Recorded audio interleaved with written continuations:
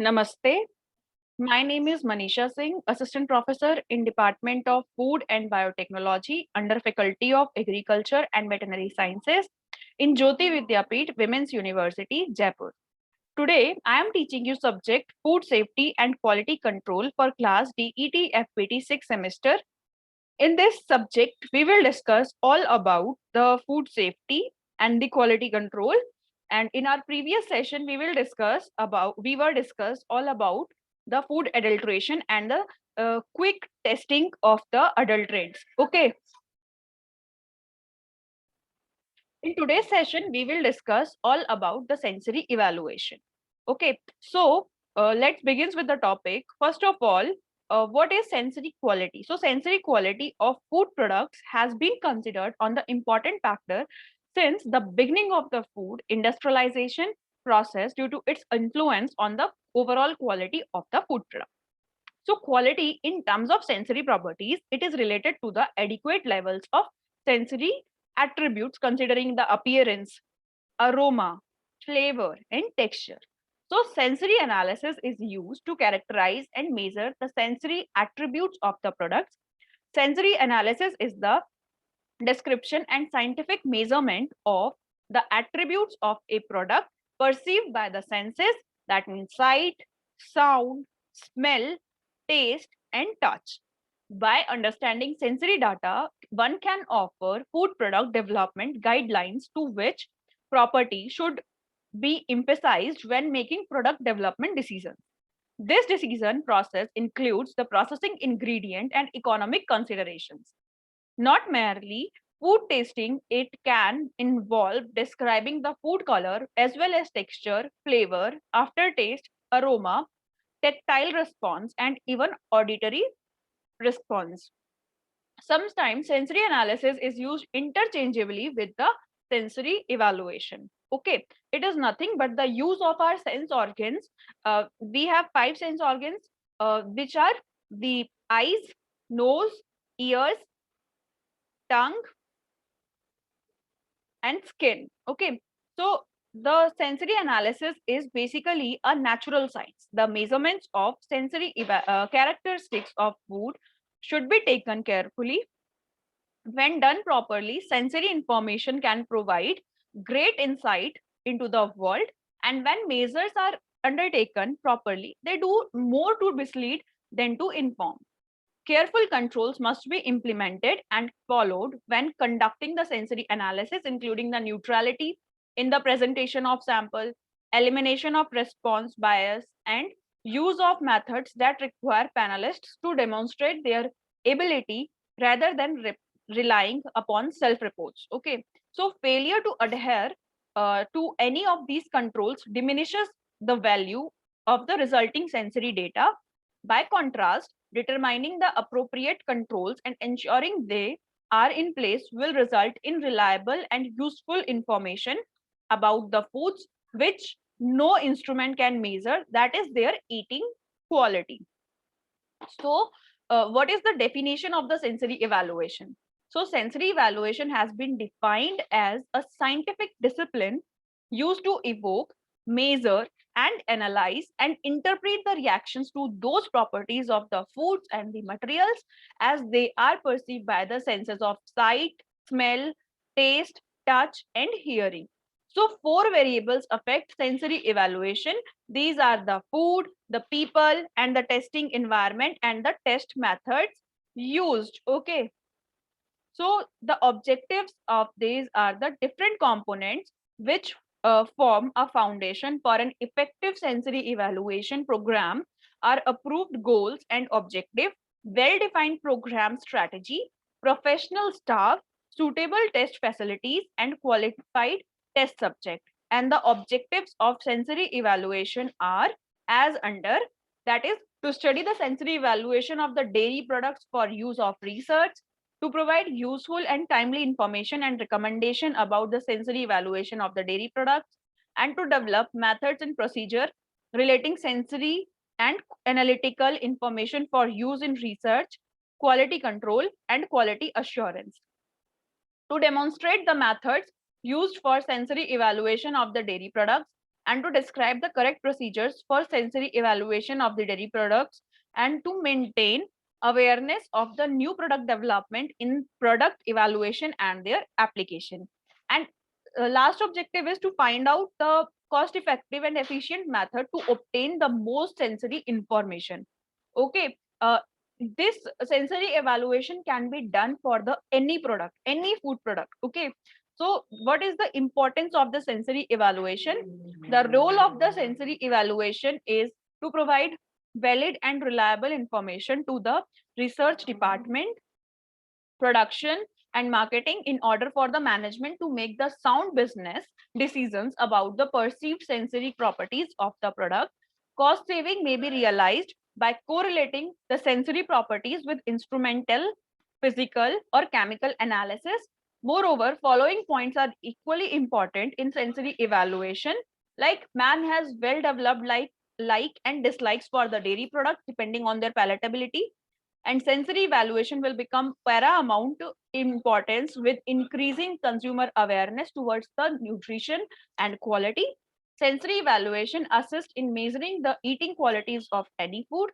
Optimal information can be obtained only through the coordination of the instruments and the sensory measurements. Okay, where no signal appears, our senses may still perceive an odor or the taste. Senses give us an important total impression of the quality, and sensory evaluation provides unique information that has the significant importance or value in the marketplace. Successfulness of sensory program will depend on the involvement of the individuals and the sensory professionals and their ability to make meaningful contribution to the decision making process. Okay, sensory analysis gives answers of the following questions. Three questions is: what does the product taste like? What are its sensory characteristics? And how does a change in production, packaging, or storage affect sensory characteristics? Okay, then sensory evaluation can be applied in the following areas in the dairy industries. Like companies can compare a competitor's product, improve product by modifying or changing the ingredients, and check that the specification is being met, and monitor quality control by checking regular samples against specification, detect differences between the products from different runs or batches, profile the characteristics of the new products, and describe specific characteristics of the product, demonstrate new products to the marketing team, and promote new or reformulated products to the consumer. These parameters are not only for the dairy industries, but also for the another industries, like for the cold drink beverages industry, and for the dried food industry like chips, kurkure, extruded food products industry. Likewise, these parameters is allowed by these following industries. Okay, then what is the advantages of the sensory evaluation? It basically helps the manufacturers, scientists, food technologists, etc., to gain a clear perception of what ordinary consumers may experience. Okay, it measures the overall impression of the product, that is eating quality when consumed. Sensory panel testing can be much more rapid than the most non-sensory methods. It uses more than one sense, making them more flexible instruments, and it can be very sensitive and good at detecting minute differences in product characteristics. Okay, so what are the disadvantages of the sensory evaluation? So sensory panelists can become fatigued with the entire process of testing and assessing descriptive data. Okay, assessors may be subject to biases. Example is from loss of interest or from distractions. And to ensure the precision in the analysis and interpretation of the descriptive data, and for the statistical analysis, several assessors may be required, making it an expensive proposition. And the entire process of recruiting and training sensory panelists can be a time consuming and costly process, and it may not be easy to replace the assessors quickly, as the incoming assessor will have to give an intensive training to develop the requisite expertise of the job. Okay, so the sensory panel method can be more expensive than non-sensory methods. Okay, so the panelists may not be good at quantifying perceptions, and interpretation of the results may get problematic and be open to dispute. Okay, then sensory evaluation for the dairy industry products. Then one of the earliest user of sensory analysis was the dairy industry. Okay, dairy product sensory evaluation includes the critical examination and interpretation of the important sensory attributes of the given product. In the early 1900s, techniques for judging the dairy products were developed to stimulate interest and educate people in the dairy science. So, there are the three different methods are available for tracing the causes of sensory defects in the dairy food. The first is the chemical procedure, second is the microbiological test, and third is the sensory evaluation. The simplest, most rapid, and direct approach is the sensory evaluation. A food technologist trained and experienced in the flavor evaluation of the dairy products has an edge over someone who is competent only in performing chemical or microbiological methods of the product analysis. Correct diagnosis of the type and the cause of sensory defect is a prerequisite to the application of remedial measures in production, processing, and distribution stages.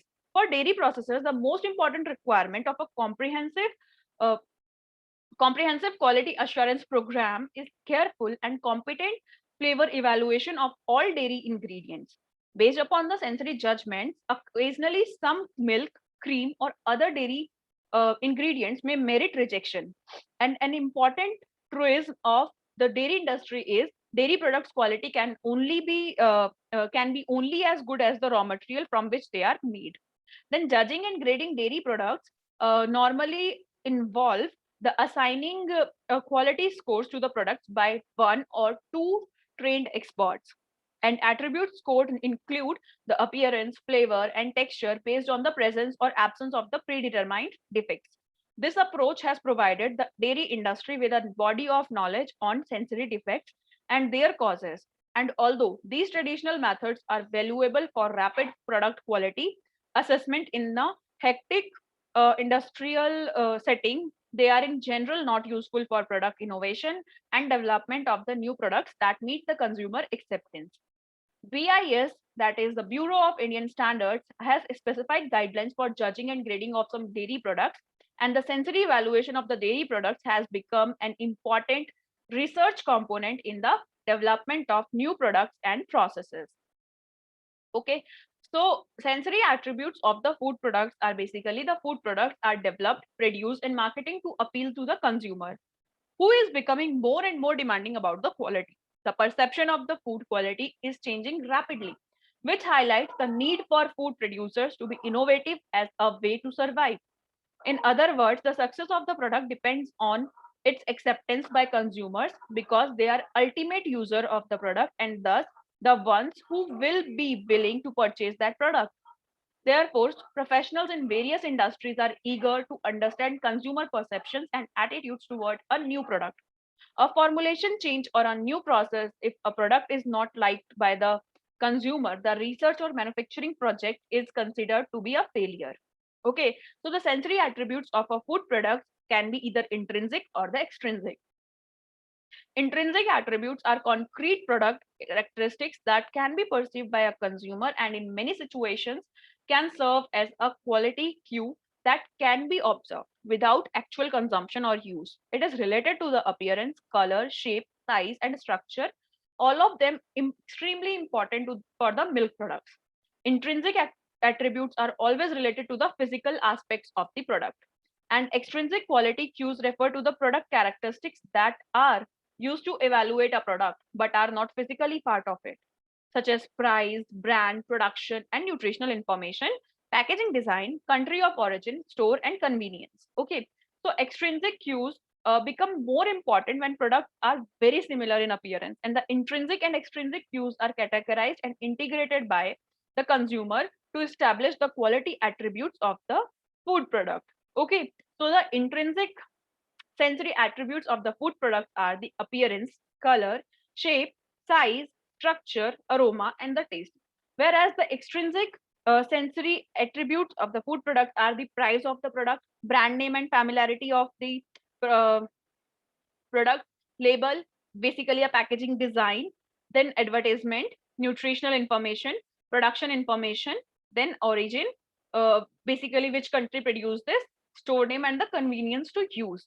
These all are the intrinsic and extrinsic sensory attributes of the food product. Okay, so uh, from this session, from this topic, questions may be asked like what is sensory evaluation? What is the objectives of sensory evaluation? What is the disadvantages and advantages of the sensory evaluation? Explain with example. Okay, so take an example of dairy industry or any other industry and explain that why sensory evaluation is important for the food industries. Likewise, questions will be asked in your final exam. So explain them accordingly. And I hope this session is clear to all. Thank you so much for watching this session.